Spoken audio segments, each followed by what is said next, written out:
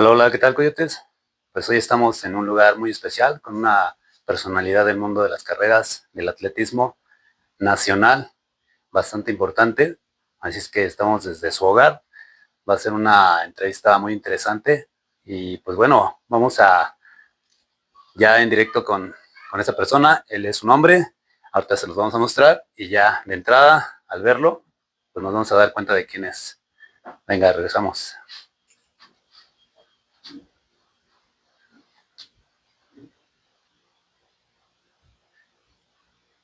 Bien, pues estamos de vuelta. Y justo esta imagen nos hace referencia a la persona que vamos a entrevistar el día de hoy.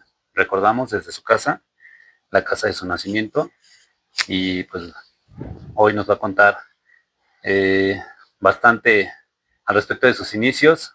Ya lo podemos ver, ahí está el nombre.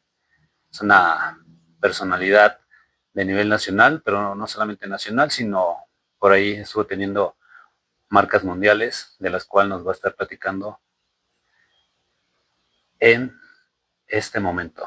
Así es que vamos en directo con él. Dale. Hola, ¿qué tal? ¿Cómo estamos? Ahí, el buen Arturo Barrios. ¿Qué tal, Arturo? ¿Cómo estamos? No, al contrario, gracias por la invitación aquí presentes y adelante. Estamos, como comentamos, desde la casa en donde naciste. ¿Qué, qué nos cuentas al respecto?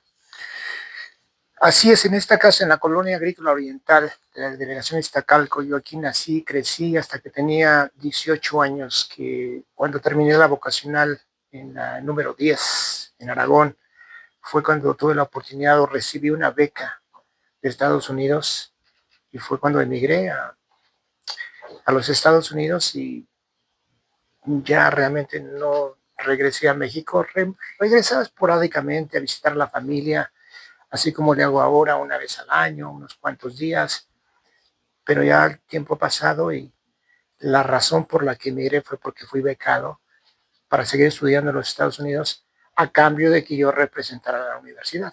Ok, pues bien, ahí queda la referencia del por qué emigraste, pero vamos a detenernos y vamos a ir un poco más atrás. Por ahí nos comentabas fuera de la grabación que justamente aquí en la calle donde está ubicada tu casa, por ahí en la infancia llegabas a tener tus distractores justamente ahí con ciertas amistades, ¿no? Con juegos típicos aquí en la calle. Sí, yo creo que tuve una infancia normal, como todos los niños de esa época, donde salíamos a jugar fútbol principalmente porque es el deporte de México. Ahí nosotros poníamos la portería con el balón, un balón que teníamos, todos los niños aproximadamente de la misma edad, porque todos sabemos no es lo mismo jugar a un niño de 10 años contra uno de 18. Entonces había muchos niños ahí en esta calle, nos reuníamos, hacíamos dos equipos y así nos pasábamos todas las tardes jugando. Ok, era la actividad que ustedes desempeñaban para distraerse luego el tema de la escuela y demás, ¿no? ¿No? Y hay muchos juegos que ya no se practican, por ejemplo el trompo, a bailar el trompo, Sí, sí, las canicas, sí, todavía. juegos que se inventaban con las monedas que las rebotabas en la pared, Sí, sí. que esos juegos ya desaparecieron porque ya nadie los hace, nadie los juega, ya todos concentrados en la tecnología. Y sin embargo, justo como hoy día la juventud o las personas en la actualidad utilizamos mucho el tiempo justo en las redes o ahí como en los aparatos digitales, los celulares, demás, justo mencionas esas otras actividades que se desempeñaban para distraerse, ¿no? La rayuela se llama la... Sí, sí, sí, las rayuelas, ya ves que hasta, bueno, no se inventaba, pero había juegos donde tenías un círculo Sí, sí. y ahí había monedas y con el trompo, si sacabas la moneda, esa era tu moneda, te pertenecía y seguías, Había que sacarla con el trompo, había que con sacarla la punta, ¿no? con la punta, así es. Y si ya no sacabas una moneda, pasaba el siguiente jugador y sacaba la moneda, esa moneda le pertenecía. La rayuela yo creo que era la que donde se rebotaba, ¿no? Contra la pared o contra algo y si tenías la cercanía con otra moneda, pues esa era tu moneda. Sí, Y sí. juegos que se inventaban de niños, no había redes sociales, no había teléfonos, no había computadoras. Pero sobre todo siempre se disfrutaba claramente, ¿no? Esas Ah, tardes claro, de era esparcimiento. hasta cierto punto yo creo que más sano, porque ahora ya con tanta tecnología los niños no juegan. ¿De qué año estaremos hablando de estas anécdotas que nos platicas? Pues, en el año 70. Por ahí del 70, ¿tendrías cuántos años? Mm, Yo creo que recuerde, yo empezaba a jugar como desde los 6, 7, 8, 9, 10. Eran esos momentos que pasabas acá afuera en la calle, como nos mencionaste, ¿no? Así es. Ok. Y de repente, ¿cómo es que te empiezas a enganchar con el tema de las carreras? ¿Hay algún familiar, alguna No, yo creo que amistad? las cosas pasan por alguna razón, ¿verdad? Es el hecho, como dicen, hay que estar en el lugar exacto, a la hora exacta. Y yo creo que nunca hubo una referencia del deporte, menos del atletismo en la familia. Ok, Nadie corría, desconocíamos todo acerca del atletismo. Típica familia donde veías en la televisión el juego de fútbol los domingos, ok. pero no nada de referencia, sino que yo terminé la primaria sin ninguna referencia del atletismo, secundaria lo mismo, hasta la vocacional cuando entro, me doy cuenta que esa vocacional, ¿Cuál era la vocacional en la que la tú número asistías? 10, la de Aragón, Bosques de Aragón, la número 10, donde sí había, Wilfrido Mació, creo. No, bueno, es del Politécnico. ¿sí? Ok, la vocacional No, número creo que se 10. llamaba Carlos Vallejo Márquez, Ok, creo, no estoy seguro. Pero esa vocacional sí tenía equipo de atletismo. ok. Eh, Mujeres y hombres, pero muy pocas mujeres. Pero ¿por qué pocas mujeres? Porque la vocacional era como el 97% de hombres, porque Sí, sí. estaba más enfocado a la ingeniería, Sí, a las claro. matemáticas, a la física, a la química, números. Entonces Ya el en esta etapa porcentaje de era la menor. vocacional fue cuando comenzabas a dirigir el camino a tu orientación académica, por el Claro, tema de la carrera que estudiaste. así es.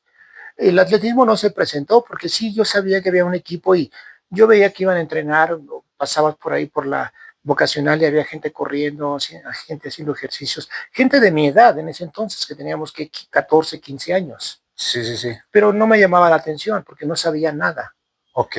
pero había varios amigos de la vocacional que sí estaban en el equipo de atletismo. Ajá. Entonces era el hecho de llegar a la escuela, me acuerdo que eran como de las 8 a las 2 de la tarde, y de ellos se iban a entrenar. Sí, sí. Había otras actividades también, había natación, había ping-pong, el Sí, sí. tenis de mesa, Sí, sí. y yo participaba en lo de tenis de mesa, pero más que nada como diversión, para hacer algo. Participé un poquito en lo de natación, pero no en competencias, sino que te enseñaban a nadar, Más como lo recreativo, básico. siempre. Pero el atletismo no tenía ningún roce con el atletismo en lo absoluto, hasta que fui invitado por estos amigos de la vocacional y pasó mucho tiempo para que yo aceptara, pero siempre con el hecho de que yo era muy delgado. Sí, sí. Entonces ya la teoría es de que si eres delgado puedes correr. Sí, Entonces me claramente. invitaban que vamos a correr, vamos a correr. Y así pasó el tiempo, porque yo recuerdo que, ya ves que son 3 años de vocacional. Exacto, sí. Entonces pasó el primer año y yo no participaba en eventos de atletismo. Hasta el segundo año, ya cuando se va a terminar el segundo año, es cuando por fin acepto la invitación y voy a correr. Ya estabas pasando para los 18 años. No, tenía 16, Ah, ok. aproximadamente, un poquito más, un poquito menos. Por ahí de los 17 años es cuando ya te hacen la oferta nuevamente. No, a los 16 me la hicieron y por fin acepté. Ok. Entonces voy, empiezo a correr y me doy cuenta, y la gente se da cuenta, el entrenador se da cuenta de que sí puedo correr. Sí, sí, O sea, sí. yo no sabía. Afortunadamente ahora sí que estar en el lugar exacto, la hora exacta, y una persona con conocimiento, que era ya falleció, se llamaba Jesús Arroyo, que le Ok. decían el Capi. Él fue el que, el primer día que él me vio corriendo, él me dijo, entrena, porque tú vas a llegar muy lejos. ¿Recordarás la primer prueba que se te hizo para que vieran tus capacidades, tus cualidades? Fueron 5 kilómetros. 5 kilómetros en directo. Sí, hacía en una pista que el entrenador hizo afuera, que era de tierra. Ok. Y no te comentaron como, ¿sabes qué? Vamos a hacer un previo calentamiento. Yo no sabía nada, yo nada más simplemente se me hizo la pista muy pequeña. Cuando le dije, ¿cuántas vueltas hay que dar? Me dijeron 12 y media. Yo, oye, eso está bien fácil, pues ¿quién no puede correr 12 vueltas y media? Ok. Pero yo no sabía nada de Sí, eso. sí. Y la terminé, llegué a segundo lugar. Ya desde esa primera prueba, las cualidades quedaron demostradas. Gracias al entrenador que me vio correr, Ajá. me apoyó bastante, me dijo, si tú entrenas vas a llegar muy lejos. Él es el que fue quien me enfocó descubrió ahí el talento. Y a partir de ese día ya, ese fue mi segundo día de entrenamiento y él me dijo, quería asegurarse que iba a entrenar. Y a partir de ese día, el siguiente día que fue el tercero, ya empecé a presentarme a los entrenamientos. Yo estudiaba de 8 a 2. Okay. Ahí mismo estaban los vestidores. ¿Recordarás cuál fue el tiempo que marcaste en aquella primera prueba? Comentas que fue una prueba en arcilla, 5 kilómetros. En tierra.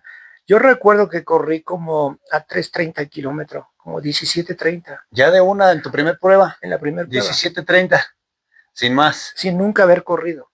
Nunca. Wow, un dato bastante y tal impresionante. Vez fue, y creo que fue hasta más rápido, abajo de 17. Sí, sí.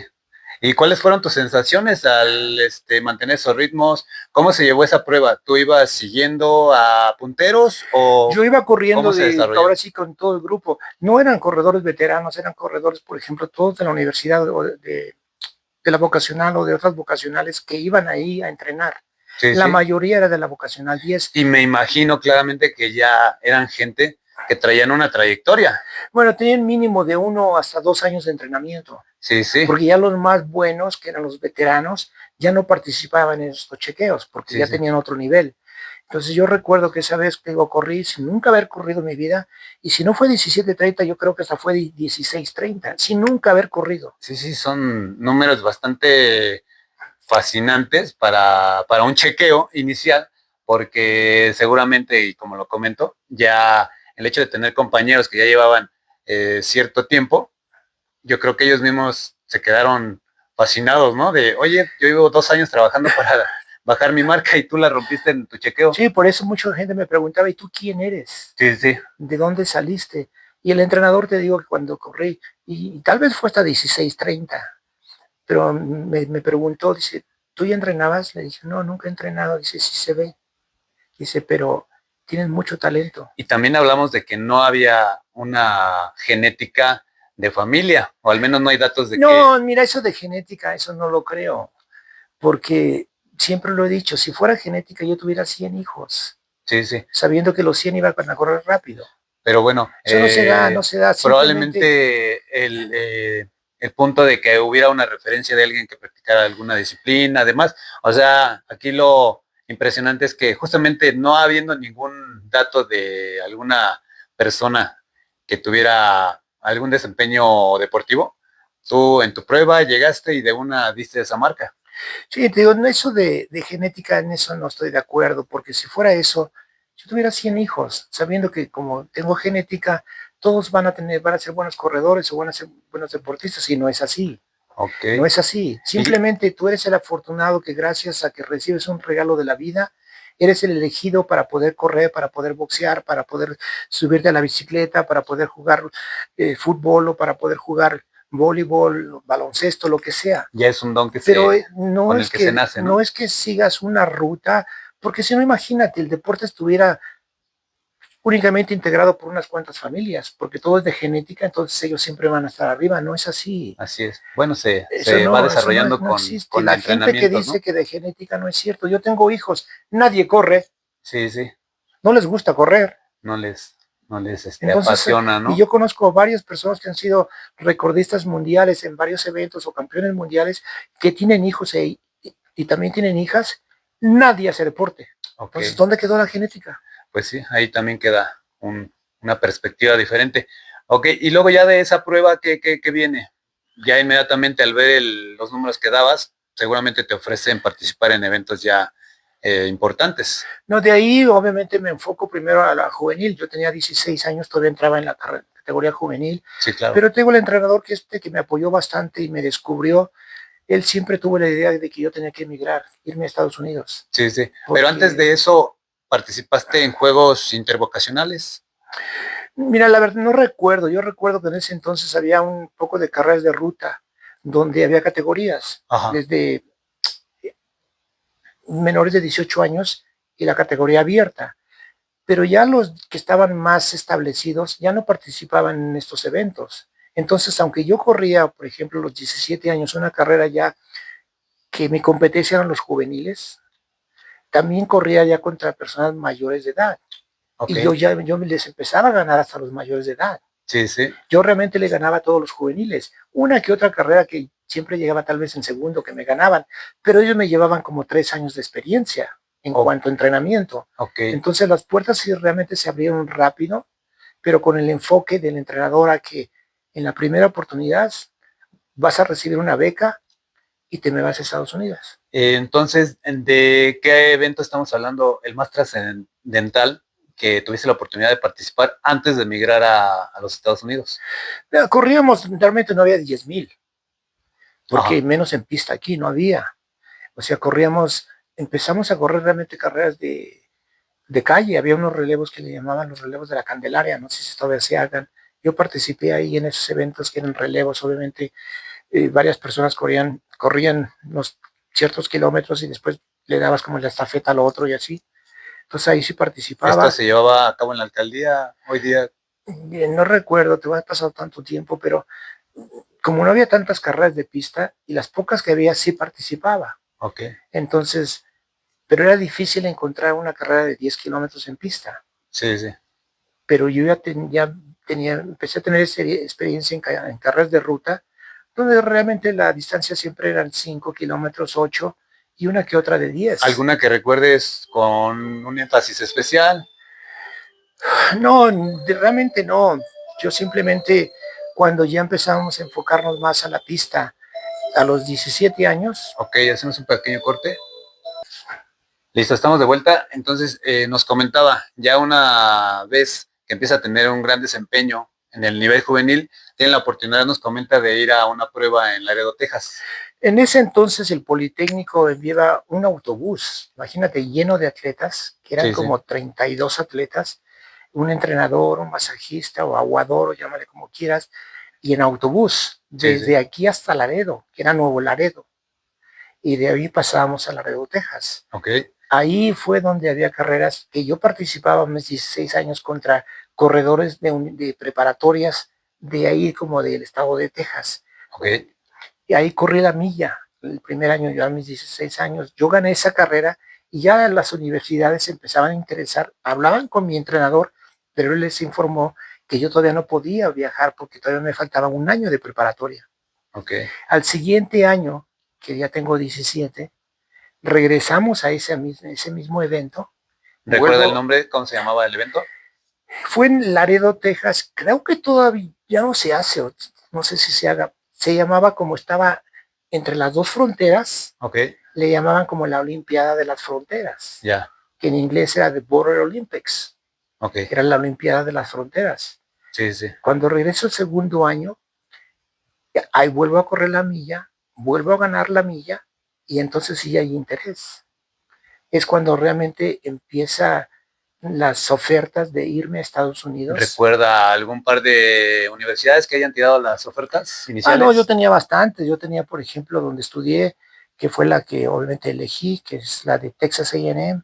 Tenía la Universidad de Texas, la Universidad de Houston, tenía la Universidad de Arkansas o de Arkansas, Ok. tenía la Universidad de Minnesota, la Universidad de Idaho, varias universidades, principalmente de Texas y unas de Luisiana. Había otra universidad que se llama Lamar, la Ok. Universidad de Lamar. Y al final me quedé con la de Texas A&M.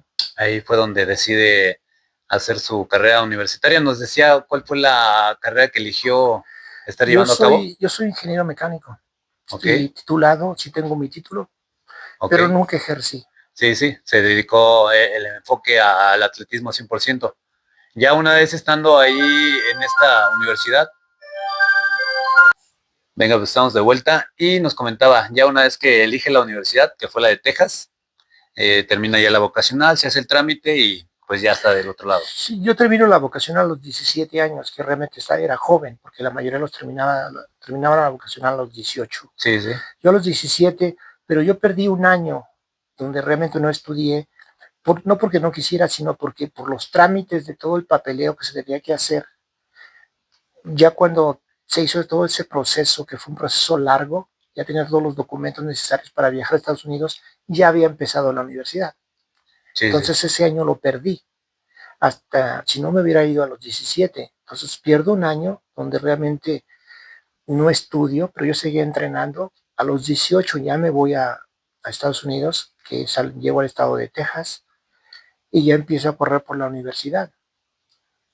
¿Qué me dio la universidad? Una beca completa que incluía desde libros, desde comida, hospedaje en dormitorios Ok. que estaban obviamente solamente para atletas de varios deportes. Y lo principal que yo no tenía que pagar la universidad, que la gente que sabe, las universidades en Estados Unidos son de las mejores del mundo, pero muy caras. Sí, sí, Y yo no pagaba. Y eso es lo que me daban ellos. Yo que tenía que dar, yo tenía que representar a la universidad, ponerte la camiseta de la universidad claramente. y correr bien y te daban puntos. Sí, Y con sí. esos puntos la universidad ganaba Era la retribución que la usted tenía que... competencia. ¿Cuántos puntos te daban? 10 para el primer lugar, 8, 6, 5, 4, 3, 2, 1, que era hasta el octavo lugar. Siempre con el propósito de correr bien y ganar 10 puntos, que esos se los suman a la universidad. Y ya una vez que todos participan en todos los eventos, se suman todos los puntos y se ve qué universidad gana. Sí, Entonces sí. ese era mi trabajo, correr con la camiseta de la universidad, ganar puntos o darle casi siempre 10 puntos a la universidad Sí, sí. cuando íbamos a participar. Eso fue. Y entonces nos comentaba que también generalmente las distancias que más participaba comenzaron a ser los 5000.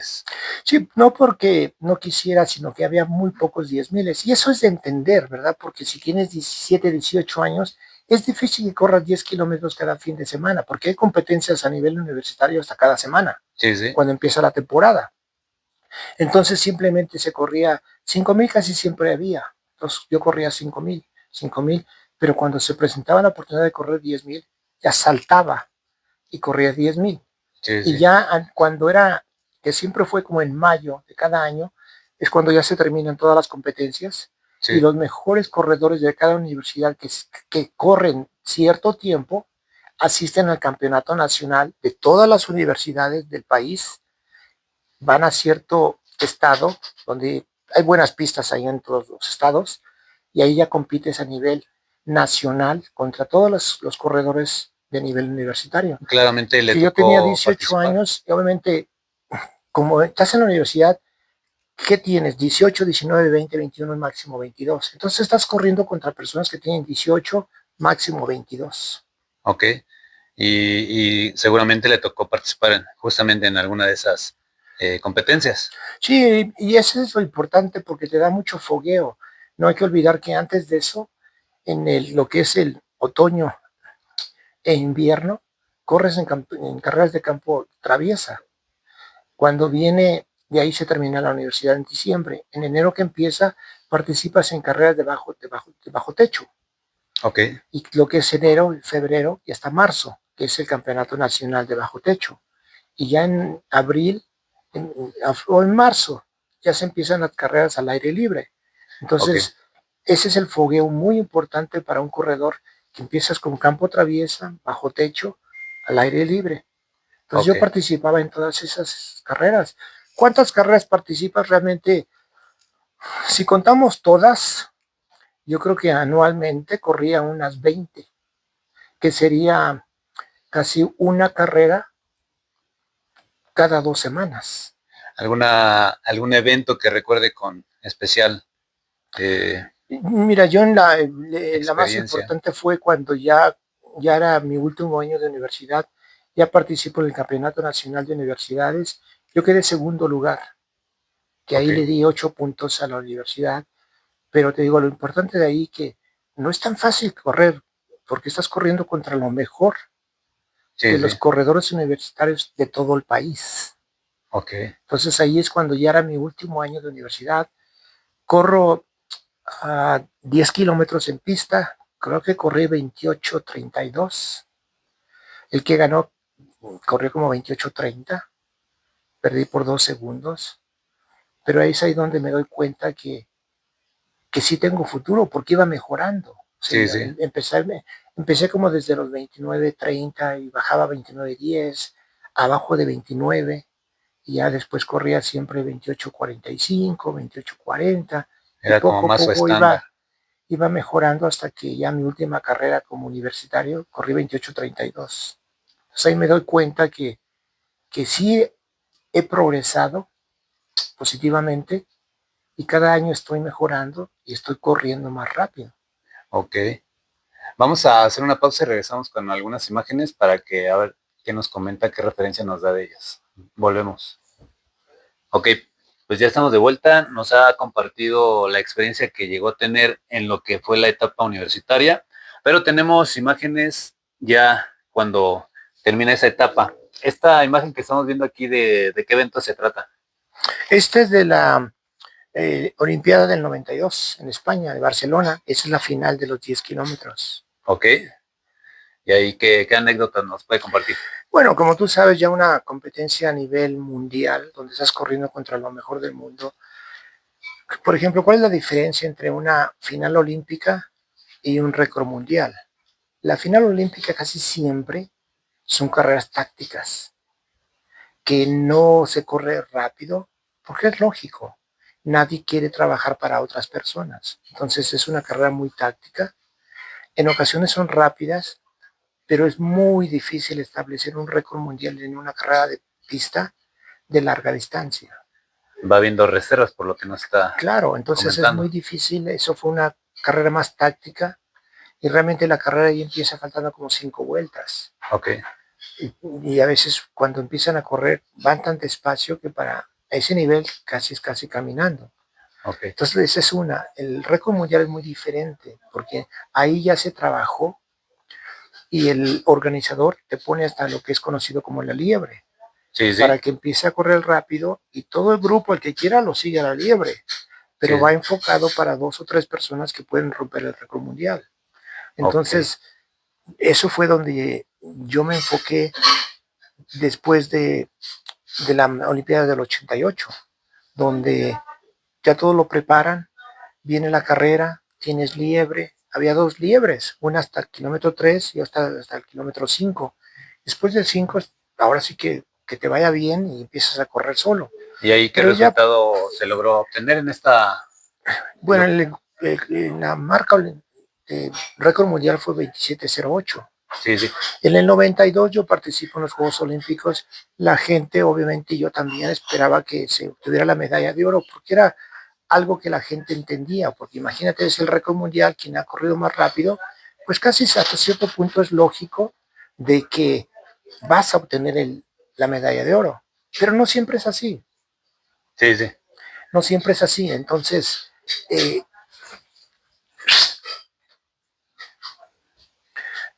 todas esas personas que me dicen que no gané una medalla, yo soy el primero que lo lamenta. Sí, sí. Porque es lo que me preguntan. Ayer me preguntaron precisamente qué te faltó en tu vida deportiva. Una medalla olímpica. Todo lo demás lo logré.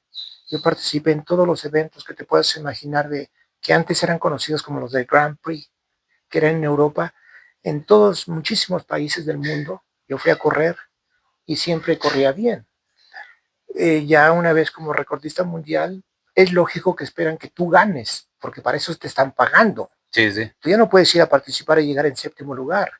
Entonces ya las expectativas son totalmente diferentes. Entonces, para esta Olimpiada del 92, que es Barcelona, ¿cuál fue el resultado? ¿Qué tal? Quedé quinto. Quinto ahí. Una vez cerca de una medalla, pero lejos de la medalla. Sí, sí. Porque ya no importa si pierdes por 1 segundo o pierdes por 20, al final llegué quinto. Sí, sí. Que no era, llegué, no sé, tal vez a 2, 3, 4 o 5 segundos del tercer lugar.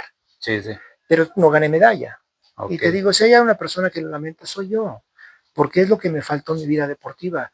Yo tuve, imagínate, tuve el récord mundial de ruta de 10 kilómetros, tuve el récord mundial de pista de 10 kilómetros, tuve el récord mundial de 20 kilómetros, tuve el récord mundial de medio maratón, tuve el récord mundial de la hora, tuve otro récord de calle de 4 millas. Fue la primera persona en correr el medio maratón bajo 1 hora. Bajo 1 hora, entonces yo logré muchas cosas. ¿Esa marca en qué año la logró establecer? En la de 1 hora, en 91. En el 91. Fue 3 años después de la marca de los 10,000. 2 años después. La otra fue en el 89. En el 89 en digo, la gente me pregunta, digo, yo soy quien lamenta más, porque lo que representa un récord mundial es una cosa increíble. lo que representa una medalla olímpica es similar, pero imagínate si tienen los dos. Sí, sí, claro. Entonces, si aún así Se te ven complementa como, el si aún paquete. así te ven como un ser que no eres humano, Sí, sí. imagínate si tienen Ya los tener las dos. dos joyas ahí. Es una cosa increíble. De- Por eso muy pocas personas tienen los dos. Sí, sí. Ahora sí se ha dado más últimamente, pero en ese entonces era muy difícil que tuvieras los dos. Vamos a hacer un corte y regresamos con la imagen justamente de la marca de los 10,000. Volvemos. Sí, ya estamos de vuelta y justamente esta es la imagen con la que comenzamos, pero bueno, es la referencia de aquella marca en los 10,000 metros que se llevó a cabo en Berlín en el año de 1989. Esta fue la mejor marca y fue una marca mundial que estuvo vigente por ahí de 4 años aproximadamente. que nos cuenta al respecto No, de mira, cómo se dieron estos resultados. yo creo que todos los corredores profesionales ya lo ven como una profesión donde es un negocio, porque estás recibiendo una remuneración económica por representar o por correr. Sí, sí. Yo mis respetos para las personas que lo hacen por amor al deporte. Nosotros también teníamos amor al deporte, pero a nosotros nos pagaban. Sí, Las sí. personas normales tienen que pagar para poder correr. Ahora, cuando vas subiendo, tu nombre va subiendo, ya te pagan un poco más, te tratan mejor, porque es la verdad, si tienes un récord mundial te tratan como rey, si no tienes un récord mundial eres uno más. Sí, sí, sí. Entonces, cuando vas subiendo te das cuenta de que qué es lo que, a dónde quieres llegar. La cima del atletismo, para mí son dos cosas, récord mundial y medalla de oro. Sí, sí. Entonces, obviamente para eso trabajas, para eso corres, y como vas mejorando cada año, te das cuenta que estás cerca. Entonces yo me di cuenta antes del récord mundial que era 27:13, yo corrí 27:18. Ok. Entonces estaba a 5 segundos del récord mundial, 5.5 segundos de romperlo. Todavía sí. Entonces ahí es cuando me di cuenta que sí podía romperlo. Primera. Segunda, sabiendo que tu vida va a cambiar, pero no al 10%, cambia al 100%. La Sí, gente sí. te ve diferente, la gente te trata diferente, eh, todo cambia. Sí, sí. Entonces eso es lo que uno sueña, lo que uno quiere, y te das cuenta que el sueño ya lo tienes a tu alcance. Y parte de estas metas que nos comenta, seguramente las fue visualizando, pero parte de eso que se fue dando es un libro, y justo lo tenemos por aquí para mostrárselos, así es que regresamos. Pues venga, estamos de vuelta y justo ahí está uno de los libros en donde narra seguramente sus experiencias al respecto de ese camino que fue construyendo y consolidando el rendimiento, no solamente hablar del número de la marca, sino de todo lo que llevó detrás de, ¿no? Sí, no, este es un resumen, obviamente, de mi vida deportiva, pero una vez más, yo creo que todos soñamos en llegar a la cima, pero son pocos los que llegan. Y eso es en cualquier deporte. Y una vez que llegas a la cima, te das cuenta de que todo cambia.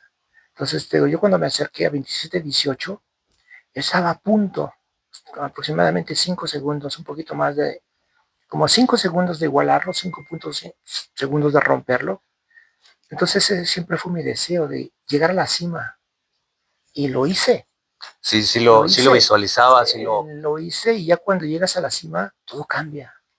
Digo, la gente te ve diferente, te trata diferente, te habla diferente, los Claro. contratos te llueven, te regalan cosas, la gente quiere salir contigo, te invitan a comer, te invitan a cenar, Sí, todos sí. quieren tu firma, todos quieren hablar contigo, todos Las quieren marcas una importantes, foto. las marcas grandes se comienzan a acercar, ¿no? Bueno, sí, ya la tenía desde antes, pero ya cuando rompes el récord mundial, viene otro contrato totalmente diferente. Sí, sí, Entonces, es cuando tienes que, casi casi te asegura tu vida. sí, claro. Entonces, El te digo, panorama yo fui una cambia. persona muy afortunada que sí llegué. Lo único que me faltó, una vez más, si hacemos un resumen de toda mi vida deportiva, fue el hecho de no haber obtenido la medalla olímpica, que en este caso esperaban que fuera la medalla de oro. Pero Sí, aunque sí. hubiera sido de plata o de bronce, es una medalla olímpica, aunque Cualquiera. no tienen la misma validez, Claro. porque por ahí dicen, segundo lugar es el primer perdedor. Sí, sí.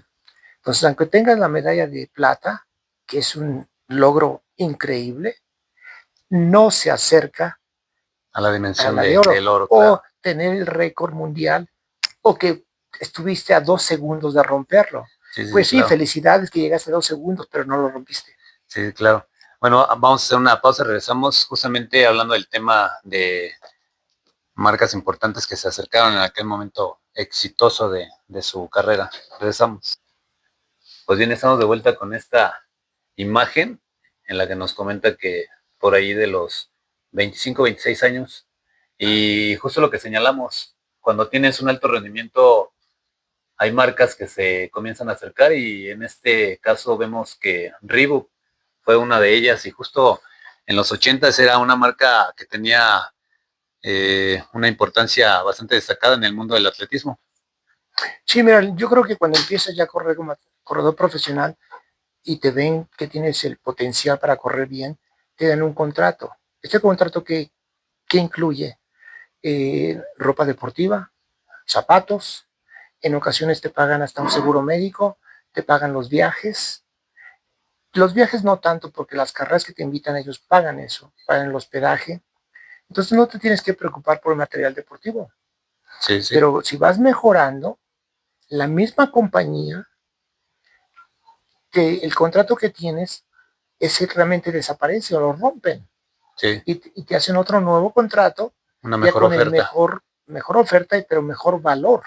Sí, Ahí sí. sí te están valorando lo que estás haciendo como corredor. Entonces yo firmé con Reebok en el 86, que fue mi primer año de corredor olímpico, bueno, profesional. Al 87 ya me habían cambiado el contrato. Sí, sí, iba mejorando. Y después vino la Olimpiada del 88, llegué quinto y me vuelven a cambiar el contrato. Ya cada vez me daban mejor contrato. Sí, sí, desde luego. Y después del 88 yo tenía un contrato por 2 años, hasta el 90. En el 89 rompo el récord mundial y ellos también rompen el contrato. Y se vuelve a generar Y me vuelven a dar un mejor una mejor contrato. versión, sí. Ahí ya me dan el contrato como por 5 años, Sí, sí. del 89 hasta el 94 aproximadamente. Ok. Y fue cuando tuve el récord mundial. Y para ese entonces ya tengo más de 30 años, 35, 36. Y después ya me dan un contrato, pero fue el único contrato después de ese donde ya me bajaron, ya no me subieron. Ok. Tuve como 4 o 5 contratos donde yo iba para arriba, para arriba. Y al último, cuando ya el atleta que, no hay que olvidar que en este deporte, como en la mayoría, después de los 36, 37, ya eres un atleta viejo. Ok. Ya no puedes competir contra uno de 23. Sí, claro. Entonces fue la única vez que me dijeron, sí te vamos a dar un contrato, pero ahora te vamos a tener que bajar lo que te pagábamos. Ok. Y yo lo entendí, porque es lógico. Tú no quieres pagar a alguien que realmente ya no te está produciendo, o que si te produce, te está produciendo al 50%, al 70% de lo que producía antes. Ok. Entonces yo lo entendí. Y eso, el contrato me duró hasta que tenía aproximadamente como 36, 37 años, que fue realmente cuando decimos colgué los tenis o me retiré. Sí, ya ¿Por estaba. qué me retiré? Porque mira, para mí era más importante conservar una imagen, aunque todavía corría bien, ya no era el mismo, ya el cuerpo lo resentía, todo el entrenamiento. Yo corría aproximadamente 170 kilómetros semanales, Sí, sí. mañana y tarde, y a una intensidad tremenda. Sí, claro. Entonces el cuerpo lo siente, y yo creo que a los 37 años, 36 creo que fue, yo siempre me dije, mira, si el día llega en que yo no pueda correr abajo de 28:30 en 10,000, ese día me retiro. Y llegó el día, Llegó el día a los 36 y años. como, sí, corro una carrera iba en ruta, que donde, no recuerdo qué carrera, pero yo recuerdo que corrí 28:32. Se acabó. Pero ese 28:32 yo lo sentí como si hubiera corrido 25 minutos. El esfuerzo que tuve que poner para correr 28:32 Sí, sí. era como si el esfuerzo que puse para el récord mundial. Ya Entonces fue. ahí estaba la explicación. Ya simplemente no era el mismo. Fue la señal de que había que. Ya tenías que pensar en otras cosas, porque me costó muchísimo trabajo.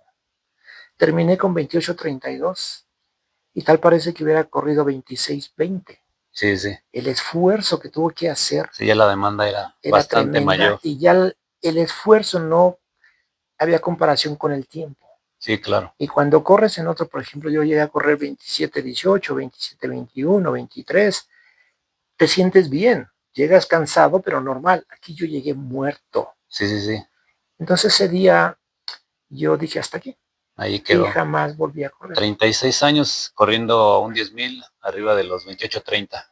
Corrí 28-32 y ese día me retiré. Ahí quedó. Ok, regresamos pues con este dato bastante importante y ya casi estamos para el cierre. Volvemos. Pues bien, ya estamos casi para el cierre y pienso en esta imagen como algo que no solo de pronto nos lo encontramos en redes sociales, cuando alguien nos lo comparte, se puede quedar solamente en esa experiencia, pero hoy lo llevamos a la realidad y aquí están dos grandes atletas nacionales, el señor Arturo Barrios, Katia Mirel. ¿Qué tal? Saludos, Katia. Saludos, coyotes. Y pues bueno, ya les había mencionado en algún momento el porqué del talento de Katia, que es una excelente corredora. Y pues bueno, ahí hay parte de la referencia. Yo lo reitero, tiene mucho que ver con las raíces familiares. El señor Arturo, un gran atleta y desde luego una gran referencia para Katia, con el rendimiento y que quedan ahí ya las referencias del talento de ambos. Ahí tienes en las manos el libro que guarda las anécdotas del desempeño de tu tío. Y pues bueno, ¿qué significa para ustedes justamente en estas épocas de maratón estar ahí en la exposición del foro, llevándole a cabo pues estas invitaciones que tuvieron la oportunidad de estar ahí compartiendo con las nuevas generaciones? Sí, ya las nuevas generaciones a veces no ubican mucho a los atletas de antes. Bueno, a mí también llevo muchos años y apenas me ubican por la carrera del medio de la ciudad, cuando pues ya lo he corrido 4 veces, el medio del padre y la carrera de Nike. Sí, sí. Hay una gran anécdota y una gran disciplina atrás de lo que representa el nombre de Katia Mirel. No solamente las carreras actuales, sino todo un pasado lleno de esfuerzos, de entrenamientos duros, de resultados de gran desempeño, grandes marcas también, grandes participaciones incluso en centroamericanos. Ya lo comentábamos en la entrevista que tuvimos la oportunidad de hacerle. Y en algún otro momento haremos una nueva entrevista para que dejemos aún más claro. Pero hoy solamente queremos cerrar este video, contenido para ahí tener la imagen de estas dos personalidades del atletismo nacional juntas y deseándoles lo mejor para este maratón Ciudad de México. ¿Qué nos comentan ahí para todas las personas que van a tener la oportunidad de llevar a cabo este evento la siguiente semana, 31 de agosto? Sí, ahí vamos a estar entre las mejores mexicanas y quiero hacer una buena marca, representar bien, bueno, con mi gente y ahora sí, mi familia va a estar ahí apoyándome. Ok, Arturo, ¿cuáles son los deseos ahí para sobrina Katia? No, obviamente maratón, la mejor de las suertes, pero también para la gente mis respetos, porque este deporte es muy bonito, pero es muy duro. Sí, sí. No cualquiera lo puede hacer porque se necesita mucha dedicación y sobre todo mucha disciplina. Este no es un deporte que entrenas una semana y dejas de entrenar 3 semanas y después regresas y piensas que va a estar igual. Sí, sí. Hay que dedicarse de lleno. Y mi respeto es para la gente que lo hace, porque ellos sí pueden decir que lo hacen por amor al deporte, porque no hay que olvidar que a un corredor profesional le pagan para correr. Sí, ellos tienen que pagar para correr. Sí. Entonces, mis respetos, suerte para todos. Es una carrera difícil porque por la altura siempre va a ser más difícil. No es lo mismo correr a un maratón a nivel del mar que a altura y una gran altura. La altura y la altimetría que tiene el maratón de Ciudad de México. Mi respeto, suerte para todos, Ya los corredores profesionales tienen más experiencia, ya saben cómo correr, no hay pretextos para ellos de que salen muy lento, que salen muy rápido, porque no es la primera. Pero para la gente que yo digo normal, suerte, y lo más importante que ellos deben de correr a un buen paso, o sea, no salir muy rápido, porque después ya cuando llegan al final están muertos. Okay. Por ejemplo, si quieren correr 4 horas, deben de correr aproximadamente los 10 kilómetros, pasarlos, los primeros 10 a cierto tiempo, Sí, sí. 20 kilómetros a cierto tiempo, medio maratón a 2 horas. Si pasan, por ejemplo, entre una 58 a 2:1, está bien, pero no van a pasar una 47 y después llegan muertos. Entonces, lo mejor es para que tengan un esfuerzo y se sientan bien, porque no hay que olvidar que al final de la carrera siempre es mejor pasar a que te pasen. Ok, pues bueno, ahí queda ya la última referencia de estas dos grandes personalidades rumbo al Maratón Ciudad de México 2025. Hacemos una pequeña pausa y regresamos. Pues venga, coyotes, ya quedó la entrevista, una entrevista más que sabemos que les va a interesar a la gente conocedora del mundo de las carreras. Estoy con dos grandes personalidades del atletismo nacional, el señor Arturo Barrios, Katia Mirel. Entonces, vamos a estar ahí viéndonos en el Maratón Ciudad de México. Les deseamos lo mejor en su proyecto, a cada uno lo que traigan planeado, que salga con éxito. Y pues bueno, nos despedimos de la casa de estas dos grandes personalidades.